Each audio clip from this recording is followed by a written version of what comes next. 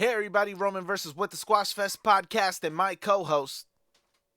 Super upset that these mid card titles don't mean anything and we're just flip flopping them onto members of the bloodline.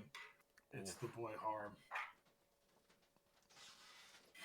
Spoiler alert for later. I had spoiled myself on that earlier in the day, Mm. and then I was just like, when I saw it, I'm just like, okay, This is where we're going. this is where we're going. Don't get me wrong, I love him, and I think he is going to be a short term world champion at some point because they're going to do the moment. But that moment last night, I'm just like, why? Why are we doing this? Yeah. All right, SmackDown. SmackDown from were they in Paris last night? They were in Brussels France. again? They were in France. John Cena has his French T-shirt. Yeah, okay. It's fine enough show. It was okay. It flew by. Like I felt like Yeah. that show was extremely fast and extremely quick. Um, Side note: whatever workout regimen Logan Paul is on, I need to get on that because that dude was looking massive last night. Mm. That's that prime energy. That is not giving you muscles, man. It's like that one time the guy from the Jersey Shore decided he wanted to make a protein infused vodka. Like Never heard of it. the situation, like No, he had at one point he had a protein infused vodka. It failed, but he was like, "You need to drink this, and then you need to go work out." Spoiler alert: you shouldn't be getting drunk and then going to work out. probably makes the most sense. All right, so we kick off the show, and Logan Paul hits the ring, and I missed most of this promo, but for the most part, he calls himself the Great Disruptor of WWE. Uh, he says that he's out here to change the to change. He is the changing face of wrestling. He is there to to make it great again. Just use a phrase, but so Cena comes out, and Cena basically eviscerates Logan Paul. He tells him, "You're not a disruptor. You're a pretender. You're out here being a watered down dollar version of me. I was the disruptor. I was the guy who came out in jorts and sneakers when it wasn't cool. I was the guy who." He said a lot of stuff, and then but then he goes to Logan Paul. He goes, "You're only here because all of your other businesses not failed." But he goes, "So that you won't get in trouble because he's getting sued by a trucking company for prime injury and he's always in some legal issues." Cena says to him that when you were 12 years old when you were making videos, I think that was on Vine. He goes, "You were 12 years old when you were making videos. You were 20 something years old and you did something. And now you're 30 and you're here because all of your other revenue streams are are drying up. You're not on the top 25 list of influencers," which made Logan Paul really upset. Mm-hmm. Um, because honestly, I mean, a few years ago, let's say 4 or 5 years ago, Logan Paul would have been on the top of the list of influencers. In the last few years, I can understand what he means. Like, he's not there anymore.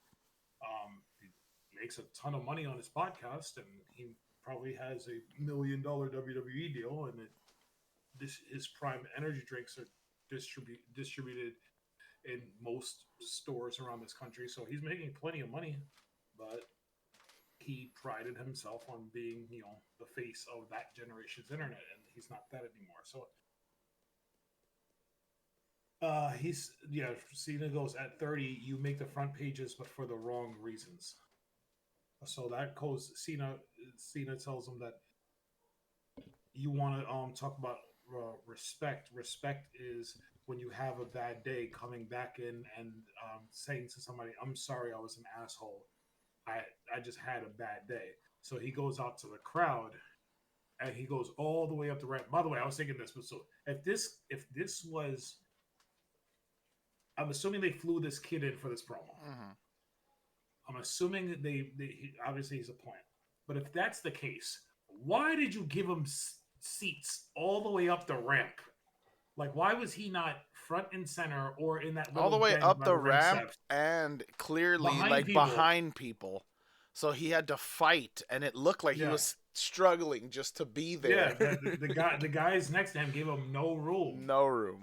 So Cena goes and he finds a little kid from Brussels that they put on the screen when Cena was uh looked when he's during his heel turn, and he looks at the kid and he goes, "I'm sorry, I was having a bad day." The kid just keeps yelling, "I love you," because the kid doesn't speak any English, has no idea what Cena's saying. Well, he said, "I love you. You're a I legend." love you, yeah. And Cena said, "I love you too." So they go back. So Cena goes back into the ring, and he says something, and then walks out. There was no physicality in here, but he did a great job in this promo, which makes me think again. I think Logan Paul's going to win this match. It's crazy. Um, But it yeah, won't be this was a great fair. Cena promo. I just don't like the fact that again after 4 months, it won't be fair. See, Brock's going to have some sort of match, but I just don't like the fact that after 5 months of Cena heel turn, we're just going straight back to Cena babyface, and we're ignoring everything he talked about during his heel turn. Because everything he talked about on Logan disrespecting the fans and everything was stuff Cena was doing for 5 months, and all of a sudden now he's just red and blue fruity pebbles John Cena. Okay, Logan Paul. Here's the point. The point of why they're ignoring it is because in the long run, when we look back, you're not even gonna remember he turned heel. You're just gonna be like, "Oh because yeah, the that was that short run where he did heel, and that was because it." the heel turn was so underwhelming. He had such an opportunity during his heel run to make it iconic, and it was just like it's just a heel turn. John Cena's going to run down the crowd a little bit. He's supposed to be with The Rock and Travis Scott. Who knows what they are, but he's supposed to be with this Rock and Travis Scott. But I feel like their heel turn on him never really fleshed out to what they wanted it to be, and it just fell Well, they're flat for a lot limited of on their audience. time as well. It's not like they have a whole year to just do it.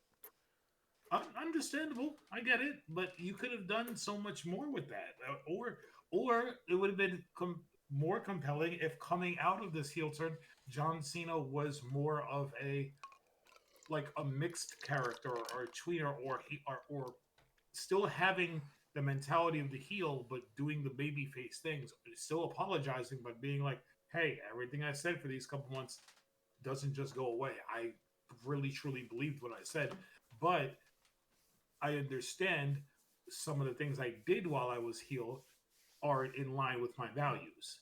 Yeah. So, but but it's just a complete 180 shift back to the original character, which is not.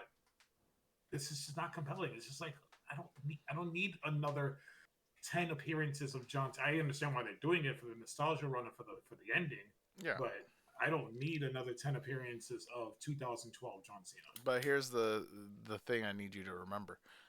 You were never high on John Cena. This is not That's for true. you. No. This is not for you. This is for me. And frankly, I don't want none of what you're saying. This is for the guys who have always been Cena fans, the guys who want him to hustle loyalty, respect his way out the door. And if it were up to us, he wouldn't be leaving. That's who it's for. It's not for you. So it's okay that you don't like it. It's okay that it's not compelling for you because it's not tailored for you. It was not created for you. It's not they're not trying to turn you around on the last leg of the race. You ain't turning 20 years of hate on John Cena. That's what I'm saying. They're not trying to. That's what I feel like you're waiting for them to do something for you, and it's not for you. They gave up on you. They gave up on you 2 years in. They knew you weren't changing. So that's it. It's not for you. It's for us. I enjoyed Thugonomics Cena, but after once he started I working with feel John, like they should have done an amalgamation of Thugonomics Cena when he turned heel. yeah. Once he started looking like Barney the dinosaur and the Kool-Aid Man, I was out. All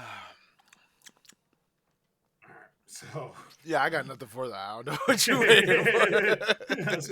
I was waiting for you to be like get disrespectful or something. Nope. I got nothing for you. All right. So we have our first match in the night, and it was supposed to be Alexa Bliss and Charlotte Flair versus the Secret Hervers. And for whatever reason, Piper Niven was nowhere to be. Piper Niven was nowhere to be found. She was not there. So again, what I was thinking last night, I don't think I mentioned it.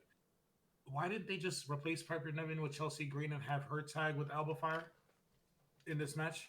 And if you knew, we knew, I kept saying they're not going to win the match anyway. Yeah. And if by the slim thought that they were going to give the titles to Secret Harvest, you could have just have it be a trio like the New Day used to do, like the Freebird rules, and whoever wants to tag and defend the titles, you can. Because what they did was the two of them attacked Charlotte during her entrance, taking her out of the match, and then we just get a singles match between Alba Fire and Alexa Bliss, which was fine. I The like Alba only Fire in the way ring. the only way for me that makes sense, why they did what they did, is because specifically they needed Piper Niven for whatever plans they had. That's the only thing that makes sense. Because to your point, they could have just done the Freebird rules and it wouldn't Yeah, have mattered. But they're specifically, I feel like they needed Piper. that's the first and last time you'll ever use that sentence in my life. Like you just said, specifically they had creative plans for Piper Niven. You're disrespectful. I love Piper Niven. I think she's I know great. you do, but that's still disrespectful. You can like someone and completely have a disrespectful take, and that's what you just did, sir. What He is she? said, What he the said three of that's them the are gonna beat? last time you ever First say and last time that. you're ever going to say that. What are they gonna do? They lose the match. The three of them beat them down, and Piper Niven just hits them both with splashes. There's other ways to get a beat down on people instead of using the big girl. No, Like I'm saying maybe they wanted that moment for her. Has she ever? She's never been a tag team champion. I don't think so. Yeah, I don't think so either. So that's my point. I think maybe, if the plan was to give them the belts, because Charlotte and Alexa Bliss don't need them, nor do we want them with them. So if the plan was to give them the belts, then you want Piper to be there and have that moment. I don't see it. I'm sorry. I don't see it. I cannot picture these three women in that ring with Alba Fire and Piper Niven holding the belts above their head. I'm sorry. No, that's not a thing. I can't. All right. That's just so messed up. I just like Alexa Bliss and Alba Fire have a really fun match. Chelsea Green eventually gets involved. Alexa kicks Chelsea off. No, I'm sorry, I have this backwards. It's Alexa versus Chelsea and Alba on the outside. Yeah. So I had it backwards. It's Alexa versus Chelsea. That's why I'm like, wait, that doesn't make sense. So Alexa and Chelsea have a really fun match. Chelsea teases hitting her on Prettier multiple times. Alexa eventually tries to go up for Twisted Bliss. Alba gets on the That's what made me Apron. think of it because on the apron, because I was like, she kicked one of them off and she sold it like she got shot and it wasn't Chelsea. Because I remember she kicked Alba Fire off the apron. Alba puts herself back into the match, and then Charlotte Flair comes out limping Yeah. to help Alexa From fight the them off beatdown. Yeah. from the beatdown until Alexa beats Chelsea with a roll up at the end. That's how that went down. I was just like, it's fine. It's whatever. You needed to get a match in since Logan Paul and John Cena went 35 minutes or whatever they went. But which is why I probably think Kiana James and what's her face went 7 seconds. But yeah, but this was fine. Alexa and Charlotte stand tall to close the segment. No, they attack. How did the heels get over? Does the Queen made a similar after that? Yeah, Alba Fire and Chelsea Green attack Alexa Bliss. Then they attack. Then Charlotte came out Charlotte. for the Then save. Charlotte comes out for the save at the end after the roll up. Yes. And then she may be down Charlotte, so the heel still stands tall even though she lost the match. Yeah, this was fine. I guess continue this going. You have nothing. Those women's tag team titles have never meant anything. They continue to not mean anything until they actually make real tag teams. They have real tag teams. They fire them. Bye bye party girls, whatever your names were. I can't. Like, it's a mental block when it comes to those tag team titles. Yeah. No, you're absolutely right. They've done nothing with those titles this entire time, and it doesn't look like they're It's planning to been do like anything with those 9 titles. years. I think it was 2016 when they Seriously? announced. I think it was 2016 when was it Sasha and Bailey were the inaugural tag team champions? Yeah.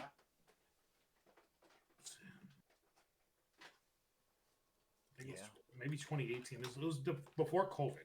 I know, but why does it feel? It doesn't feel that long ago. And I'll tell you why it doesn't feel like the titles have been around for that long, because they've done nothing with the titles the entire time they've been. Okay, 7 years. They were announced on December 24th, 2018. Okay. Yeah, so it's been just under 7 years. Yes, Boss and Hug Connection were the first tag team champions. Who? Boss and Hug Connection. Boss and Hug Connect. That was the name of That their was tag. it. Yes. The Boss and Hug Connection. Whatever.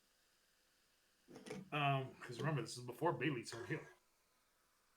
Was it? Yeah, 2018. This is before Wow. Bailey turned heel. Then she turns heel. They re-win them, and then during the pandemic, that's when the two of them had the 4 championships. One was the Raw Women's Champion, one was the SmackDown Women's Champion, and then they were the tag team champions. Tag champions. Yeah. That was a good run for them. Them and Asuka kept WWE running during that pandemic because there was nothing going on. I understand why. There was not a lot of wrestlers were showing up for shows, and you needed to do something. Yep. All right, so let me get Michin versus Kiana James. This was great. This was my match of the night. No, it really was. This was everything it needed to be. 7 seconds. Michin rolls up Kiana James for the win. After Kiana goes for a clothesline and misses, Julia stomps Michin's face into the steel steps at the end. Heel stand tall. Take it away. It was perfect. It honestly was. Like I know people are out there like, oh, that's messed up. Like, no, it was literally perfect. We didn't need a long, drawn out Michin and I forget her name already. Kiana James. Kiana James, because this is only like my 3rd time seeing her. Kiana James. She was on Raw twice, and then she left for a year. No, I know. That's what I'm saying. I didn't see her those 2 times. I'm talking about since she's been back. I feel like I've seen her like 2 or 3 times before this match. But yeah, so we didn't need a long drawn out match. That was not the purpose. The purpose was Michin has to get past her in order to get her match with Julia. Did she get past her? Yes. Check off that from the boxes. Okay. We didn't want to see this match to begin with. It's not a rivalry that we care for. No? Cool. So they put it on our screen and took it off our screen in the allotted time that they gave it. Check. Perfect. Then you have Julia stomp her out. And I love the fact that when she was about to stomp her out and she was like giving her the beatdown or whatever, Michin was like, yeah, give it to her. Because she's supposed to be this like psychotic hardcore fighter chick. Mm-hmm. And again, perfectly portrayed. Everything about this segment screams like it was rushed, but it was just so well put together that I didn't feel that. I felt like this was the way it was always planned, and this is what I don't think it is, but this is how I felt. It came across like this was always the plan, and it came seamlessly. It just worked. Everything about it, and I loved it. And you saw from our reactions. We were just like, what? Like, it was such an enjoyable moment. I love Julia. I've always loved Julia. Like I said to you last night, we need to go back and watch old Japanese Julia matches because I don't feel like you understand how great Julia is as a wrestler until you go back and watch her Japanese stuff. She is amazing. She's Asuka levels of brutality and physicality, and she's great. I love that as she's about to hit the stump, she seemed unhinged. Mm-hmm. She almost seemed feral, like the noises she was making. Like she was like, so excited, excited to stomp somebody's head in. And I'm just like, she's sold it. Julia's great. Like, So besides this will be my take for this entire segment. Besides the 2 women's main championships, and I'll even say Tiffany's championship, you could throw that in there. The WWE and then their creative has no idea what to do with these women's championships. 100%. Because don't get me wrong, Becky is Becky, and she's gonna get that Intercontinental title over, and she's doing a great job as a heel over on Raw. Mm-hmm. But we've talked about for months how Lyra as champion wasn't doing it for us. Mm-hmm. The women's, we just talked about how the women's tag team champions were so made. Mm-hmm. Julia has had one match since winning that championship from Zelina Vega, Mm-hmm. and that was versus Zelina Vega. Yes. Her one match since, and she's kept off of TV most times, and she was not on SummerSlam, and she's not at Clash in Paris. They have no creative plans sometimes, seemingly, for any of these mid card women's championships, but they have all these mid card women's championships to show that hey, we're still here for the women's division on the main roster. Meanwhile, when you watch, And you don't want to, you don't like. I hate how that even sounds.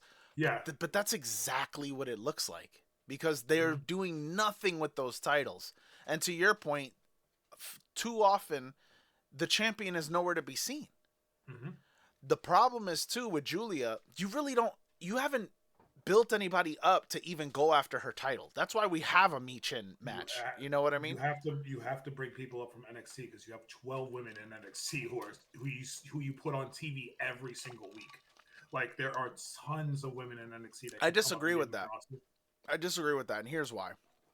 We brought up Stephanie Vaquer and we brought up Julia, and we've done nothing with them since. So what makes you think that they're going to bring up more women and they're going to do anything with Stephanie Vaquer, they were doing something with. She was about to get her world championship match, but then the Trinity Fatu pregnancy thing happened. Yes, but in between that, no, they have not. She's been sporadic on TV.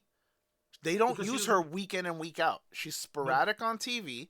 And then yes, they gave her a title that they gave her a chance at a title that hasn't because come to pass due to circumstance. I get that, but before that, she was sporadic on TV. You didn't see her every week. But that's because they gave her the opportunity they announced that match 2 months in advance.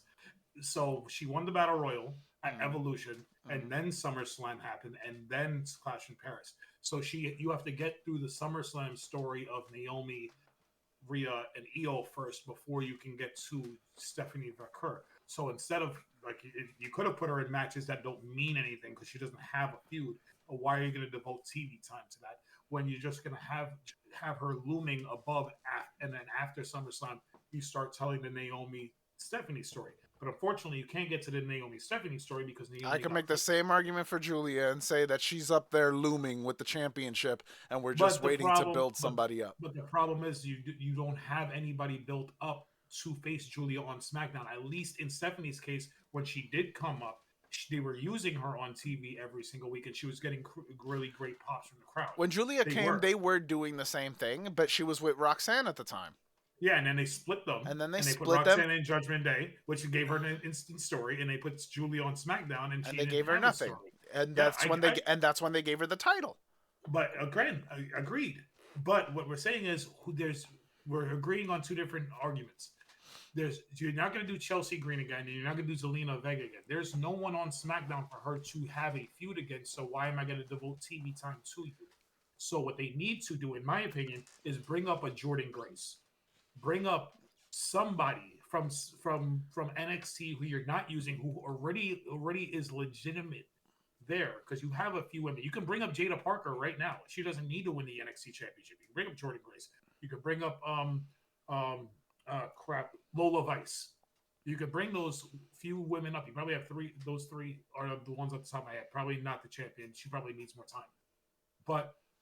And put them in an instant feud with Julia, and it'll make sense. Or you can do something with them. Jordan Grace Julia for the Women's United States Championship would be fantastic, and that could steal a show at any night.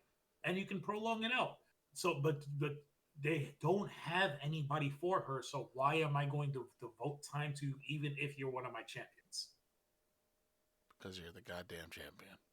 But if I'm not devoting you a story for it, you're devoting a story right now, and you're doing it with Michin. My argument is that they could have done this a long time ago. That's my point. Everything that's being done right now, they could have just compressed it and done this weeks ago. Instead, they're drawing it out. For what? Yeah, because Michin's not winning this belt. We got to give 30 minutes to John Cena and Logan Paul. That's why. So we have to cut somebody. That's honestly, we talked about this a couple weeks ago. Until this Cena run ends, there is so much TV time being devoted to him, and deservingly so. Yeah, yeah, yeah. Deservingly so. He's John Cena. But until this Cena run ends, your other people who would have that TV time are not going to get it. We are devoting. This is the Kobe Bryant farewell tour. This I is the agree. John Cena farewell tour. I get it. Where once he's gone, there will be 20 minutes every couple weeks that you can give somebody, or you can give to multiple people. That's the issue. That's part of the issue right now. SmackDown is 2 hours, 90 minutes after you take out all the commercials. There's not a lot of TV time to go around. Mm. They can create another show on Peacock if you want. Ben said we need another show and just put all the people you don't use on a weekly basis on that show. Then it just becomes another main event. That's the problem. How much TV time are we going to devote to WWE every single week? I agree. Because I can't do no more. You need to watch AEW. That's another thing for another day. I can't do it. I can't do it. Even the highlights are cringe. Some of them are good. No, some of them are really good. The one I sent you the other day, it was really good. Yeah, I loved it. You need to get through the 80% of crap they do. I feel like your percentage is off. I feel like it's more like 90, 10. They're telling a good story right now with Hangman and MJF. I don't care. Compelling. Is it compelling? It is. It actually is doing well. The Bucks are doing some really fun stuff with losing. I know that I've seen the clips of, and that actually does seem intriguing. I like the fact that Don Callis has a 9-man stable, the Don Callis family, and Takeshita and Okada are kind of beefing inside the stable, which is going to be it's going to be a fun match. You have no idea who Takeshita is, do you? No. Konosuke Takeshita is amazing. You know who Kazuchika Okada is? Okada, yeah. Yes, okay. All right, let's get back to WWE. Because I don't feel like I could throw you. Who is Jet Speed? The speed in which a jet goes. it's Mike Bailey and Kevin. No one knows. Kevin James. That's not his name. No one knows. It's not important. It's not canon. It's actually not. I just don't need Moxley as much wearing his shirt. I just don't need Moxley on TV every goddamn week. Like, that's the one thing. Moxley and Darby Allin, it's driving me crazy. Drew McIntyre and Randy Orton have a face-off. Mm-hmm. Drew McIntyre. Mm-hmm. I'm going to save this now, and I want it recorded. Tells no lies? Well, besides the fact that he tells no lies. Okay. Drew McIntyre needs to be the guy to take the World Championship off of Cody Rhodes. That'll be a take. Cody is fine. Here's what it is. He's next John Cena. He's Hulk Hogan of 2025. That is who he is. He's the uber babyface. But he's boring. He's 100% boring. Drew McIntyre comes out, cuts these incredible promos where he tells no lies. He told Randy Orton to his face last night that when you were out for 18 months with injury and Cody was calling you and texting you, it wasn't because he actually cared about you. It's because he wanted information from you. Because he's basically telling Randy that Cody's scared of you. Because during your match at King of the Ring, Randy, you had the opportunity to punt kick Cody. He did. He had the opportunity to punt kick Cody and win that match, and it would have been Cody at SummerSlam. But no, you hesitated because he didn't use these words. But Randy hesitated because Randy is always going to look at Cody as the little brother, the guy from Evolution who I mentored, and now I can't honestly do this to my friend. What happened was Cody took that opportunity. And Cody did the dastardly thing in that match and won the match. Because if you remember King of the Ring in Saudi, while Cody's cutting his promo saying I'm going to win my SummerSlam match, Randy is on the ring, by the ring apron, just staring into the ring, like that he just really cheat to win this match. Mm-hmm. and we all thought that Randy was going to turn on Cody right there and then. I don't know why they haven't gotten to Randy Cody yet. If it's not going to be Drew McIntyre, you need to get to Randy Cody because that feud could be great. Randy is that's my guy. He's one of the great in-ring workers of all time and one of the great heel characters of all time. Give me heel Randy versus Cody Rhodes, and you don't even need the title for Mm-hmm. So I If want Drew to anything, that take could be after Drew. yeah, I want Drew to take this title. I don't want Randy costing Cody the title specifically, No, I wouldn't want that. but I want Drew to take this title off of Cody, and then you could do Cody Randy because Mm-hmm. that Cody Randy is a Mania match. Like that's like if you're gonna pile up on Mania next year and make it really big, you do Seth Roman, you do Cody Randy, you do Punk and whoever is the champion on the other show because Seth Roman's gonna be for the world title on Raw. So you do Punk and whoever the champion is on SmackDown. Like that's what you do. But I need Drew McIntyre. This dude is so criminally underrated every single week he gets out there and he's just compelling and he's great. He's all like that's my guy. Love me Drew McIntyre. So towards the end of this, it turns out physical, and they start fighting. And Randy is about to hit the RKO onto Drew McIntyre, and all of the security guards, plus when Hurricane Shane Helms comes out, and Randy just starts hitting RKOs on everybody, including Shane Helms. And then he finally goes to hit the RKO on Drew, and Drew slithers away like a snake and runs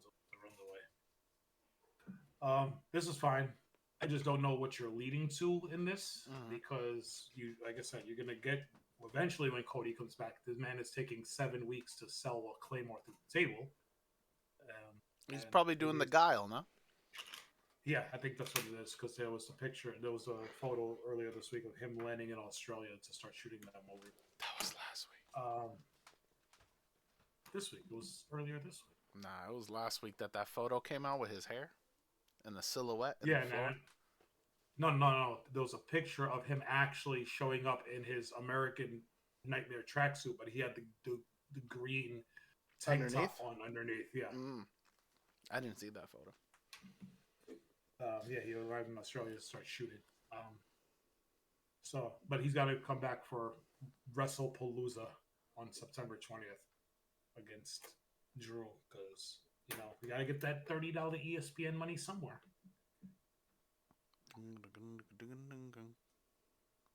All right. So, we got to talk about the backstage segments first. Earlier in the show, because we're about to talk about Street Profits versus Milo Domez. Early in the show, the Street Profits are in the back getting interviewed by Kathy Kelly, and Street Profits and BFAB. And one unmasked Taylor Rotunda, Bo Dallas, I forgot his character for a second. Bo Dallas. Oh. Yeah, Bo Dallas, Taylor Rotunda. No, I was saying Uncle Howdy. I thought that was the name you forgot. No, I forgot the name of Bo Dallas. One unmasked Bo Dallas was what I was trying to remember.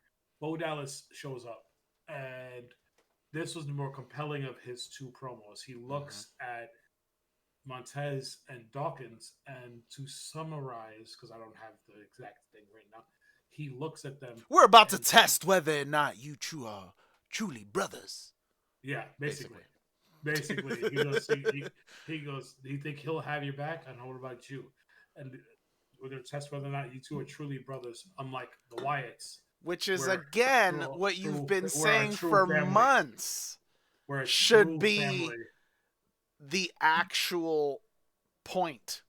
which is now if you do that, it's understandable why you're the tag champions, because every tag team has always been like, that's my brother, that's my family, that's the guy I spend all my time with. But you need to tell the story. So Bo last night started telling the story, and it's been, and I've been saying it for a couple of years, they need to split these two up. But it's been the last few weeks ever since they lost the tag team championships to them in the first place. You've seen little hints of dissension between I was going to say Carmelo Montez and no, I was going to say Carmelo Hayes, not even Carmelo Anthony. I was Montez and Big Boy. Thank you, Angelo Dawkins. And so Bo was seeding more fuel into that. Later in the show, right before the Melo Miz Street Profits match, Melo and Miz are arguing, and Bo walks in again, and this was more subdued, where it was just there so he could walk in. Miz can get the shocked face and the fear face on, and then he can say, and Bo looks at Carmelo and says, "Yeah, let's talk about perception. You wanted your goals, your single championships, but Miz's perception was that you're better together. So whose perception is reality?" And then Carmelo just starts running down Bo, and Bo just laughs and walks out. So we have those two segments, which leads into our match: Street Profits versus Melo Miz. This was fine, but I felt underwhelmed by this match. I thought they could have done a lot more in this match, but maybe again time restraints on the show led them to not do so much. Montez is always fun. There was one great spot where Montez hits the frog splash onto Miz on one corner after a blind flips tag, over, and on his recovery. Carmelo hits the frog splash onto Montez. That was really fun. Carmelo's criminally underrated as an athlete. Like, I understand that you're going to put him in there with Montez is going to shine, but Carmelo is criminally underrated with some of the stuff he could do. Towards the end, Melo and Miz are about to get control. Melo is going for the hot tag on Miz in the corner, and you just hear Michael Cole yell, "What the hell is this? Don't touch me, get off me." And Miz turns around and he sees all 5 of the Wyatts just sitting or standing on the announce desk. And Miz is freaked out. One of them pulls Miz off the apron, so Melo can't get the tag. And the Street Profits hit Street Sweeper, or whatever they're calling that spine buster neck breaker combo move that they do, the 3 count on Carmelo Hayes for the win. So they announced this during the match, but this is going to happen at Clash in Paris. We're going to get Street Profits versus the Wyatt Six for the tag team titles. And then they had to stand off in the middle of the ring. Again, just the visuals of these two groups. It was a cool visual. You had Street Profits on one side and all 5 of the Wyatts on the other side. But you're starting to see the development of the group, which is more in line. You have to be doing something with them to make it compelling. So late in the game, but yeah, again, if they do it right, you can build this into something that matters. Yeah, absolutely. So, like, you know my takes on them. They're out there. I love Bray, and I thought this could have been so much more. But let's get to something that's at least entertaining, and then we'll touch on like all of the other aspects of what this group is. All right, so then we have our main event: Sami Uso versus Solo Sikoa for the United States Championship. Why? Why?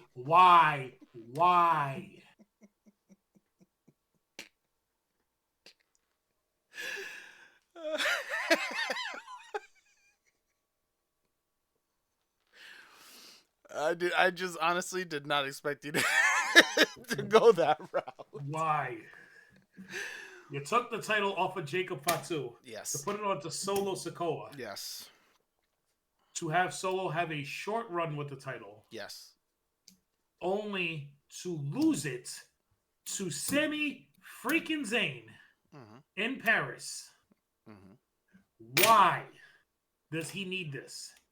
Sami's whole thing is, I'm going to be a world champion one day. I'm going to be a world champion. That's my goal. That's my thing. Him taking down the MFTs on his route to the world championship to get the United States championship does not make me care more about Sammy's ascent to the world championship. Mm-hmm. It should have been him scratching, clawing, fighting for every single opportunity until he gets that world championship. Mm-hmm. And losing and getting knocked down every step of the way until something happens, like he wins a rumble or he wins King of the Ring, and it's a shock factor, and then we go like, this is Sammy's moment to do it. Him winning a title on the way to that ascent is not compelling. It does more. It does nothing for that United States Championship for having set to have it on Sammy. I think it makes more of an argument that he's not going to win the world heavyweight title anytime soon. Yeah, because I my two picks for the Rumble are Punk and Sami Zayn. If you and a third would be Jacob Fatu, but I think it'll be Punk in order. It's Punk, Zayn, Fatu. If I had to pick three guys, but how long can you drag it out? How long can you drag out the Sami Zayn "I want to be world champion" story before he actually wins it? Mm-hmm. Before fans get really tired of it, before they turn on him. I don't need him to have that championship. I mean, Solo having that title could have been a lot of fun for a long time.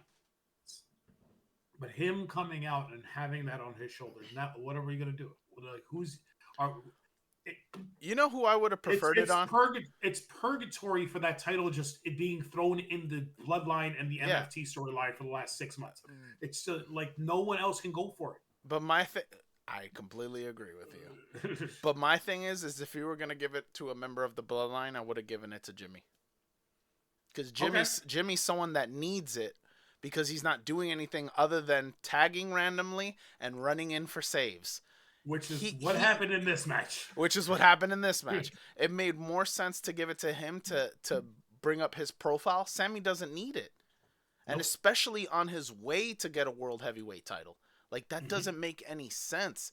The only reason I feel that they gave it to him is if the plan is not to have him win that title anytime soon. And to your point, how long are you going to keep this thing away from him? I don't know. Yeah. I don't know. It's like I said, you gotta do Seth Roman next year at Mania. You gotta do Punk Cody probably at Mania if Cody's still the champion. Or you do Cody Randy, like I said before. Like, he's just another upper mid carder who everybody loves to see because everybody loves Sami Zayn. He's 2025 Mick Foley. Like, he's just out there for the cheap pops and Uber babyface and everything else. But that's a good comparison. Like, as soon as you said it, I was like, that makes sense. That makes a lot of sense. You throw him out there to make people happy and smile. Like, that's what he is. Like, and are you going to do WrestleMania 42 where Sammy wins Royal Rumble in 2027 and have him win and have him go for it there? Because the reason I think Sammy would win it this year is because Royal Rumble this year is in Saudi Arabia and Sammy's undefeated there. And you don't want to have that backlash of having the Syrian descended wrestler losing his championship or losing his the main event at WrestleMania there. So maybe Sammy does win. I don't know. But there's just nothing there. So again, this is a fun match. You know Solo can't win matches clean. MFTs are all getting involved. Sammy hits a haluva kick. They pull him off. Jimmy comes out, I believe, with a steel chair for a second week in a row or unmasked or something. He hits Talatanga. Takes out JC Mateo. No, he takes out JC Mateo. Talatanga takes out Jimmy. Jacob Fatu comes out, makes a save. And then Sammy hits Blue Thunderbomb, kick out. Haluva kick in one corner goes. By this time, Jimmy and Jacob, the entire rest of the family are in the crowd. They're gone. They're all fighting. Yeah, everybody's gone. He goes for a haluva kick. Solo blocks it. Somehow they get to the other corner. Oh, Solo goes for a spinning solo. Sammy reverses, hits a haluva kick out of nowhere, and then goes to the other corner and hits a second haluva kick on Solo for the 3 count, and Sammy wins. Again, I guess it's fine. We're just going to keep that title in purgatory. Like we've been talking, Carmelo for weeks has been saying, "I want a United States Championship match," but he's stuck in this thing with the Miz. Like you can do Carmelo, Sammy, I guess, but I don't know. You got nothing. We're talking about these mid-card championships. You got Sammy with the title. I don't know what you do with it now because he's going to be in a prolonged feud with Solo Sikoa now for that title, which is exactly what we just got out of with Jacob Fatu and Solo Sikoa. The Intercontinental Championship on the other show is held by Dominic Mysterio, and he's in a prolonged feud with AJ Styles. Hopefully this Monday will be the final match in that feud. Nothing. They got nothing for any of these mid-card titles, men or women. Yeah. But that was SmackDown. And the show goes off the air with Sammy celebrating with the crowd.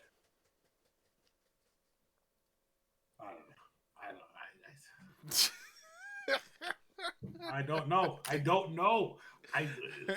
Even my review page, even the Bleacher Report view page says, still, despite the questionable timing of the title change, this was a strong match fueled by a hot crowd and an emotional win for one of the most beloved and best wrestlers of this generation. That's their review of the end. And they're not wrong. They're not. But yes, questionable timing on the change of the title. Like, I can't. Overall, pretty good SmackDown. It was fine. SmackDown was cool. I liked SmackDown. And it breezed to your point. It really breezed. But again, I said this a couple weeks ago before we wrap this up. If I'm Jacob Fatu, I'm not happy about Sami Zayn being United States champion. Maybe that's his first feud. Then you're turning Jacob heel again. He just turned him babyface. He's only been here a year. You're gonna turn him Big Show levels of switching between babyface and heel, like. True. Like, yeah. But he's more like an anti. Yeah. So I think I think he's more of an anti-hero. So realistically, you can do the beef without fully turning him heel. Yeah. But yeah, this was SmackDown. SmackDown in Paris, London, France. They were in France. Yeah. Then we got Clash in Paris. And then we got a 6-match Clash in Paris card coming up this weekend. We got to do a prediction. Yeah, we'll do that right after we're done here. I don't know if I'm excited for anything on this show specifically. I mean, Logan Paul, John Cena is probably going to be the main event. Nah, maybe Seth Rollins. Probably Seth. Maybe. No, if you start off the show with Seth Rollins for the world title, because if you're going to have Brock return to attack Cena, you're not going to have that. That's if you're right. Yeah. I think it's Cena Paul for the main event. Becky and Nikki, the tag title match. Oh, I know what I'm looking forward to. Wow. Sheamus and Rusev in a good old-fashioned Donnybrook match.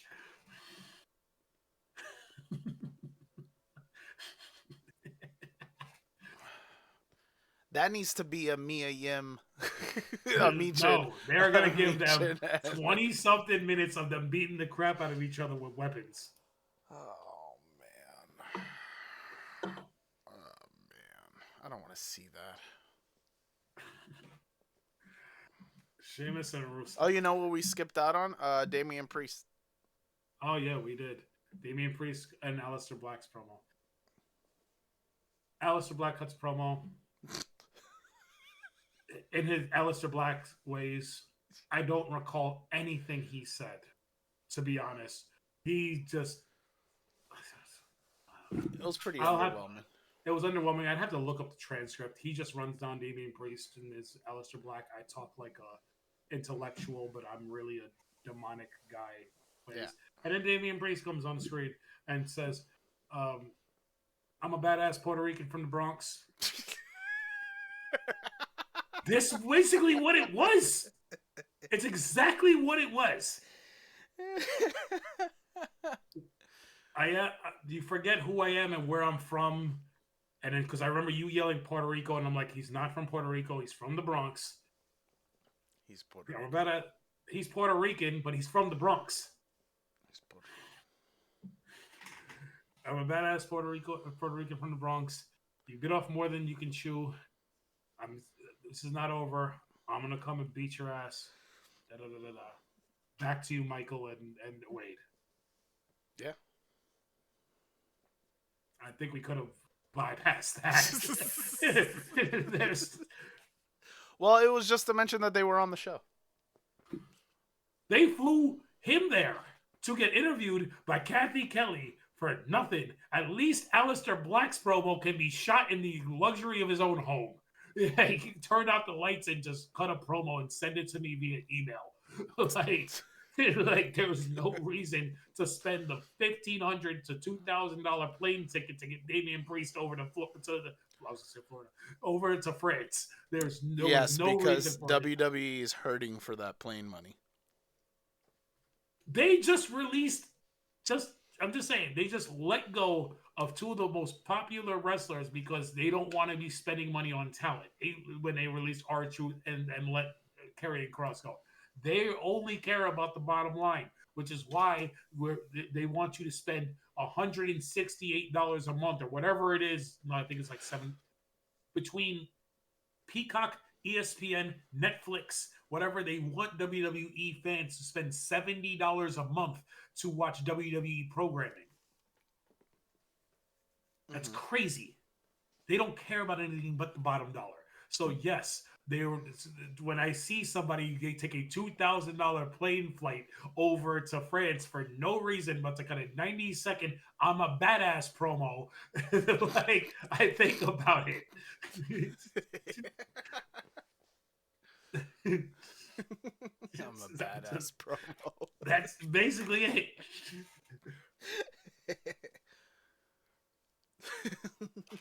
That's SmackDown logic, baby. Again, this is why Stephanie McMahon is hinting to you to get a VPN. This is not why. The hell? Again, whoever's selling her on the market, again, so I can think of that from two ways. Whoever's going to advertise on any of our products, we're going to take your money. That's what TKO is doing.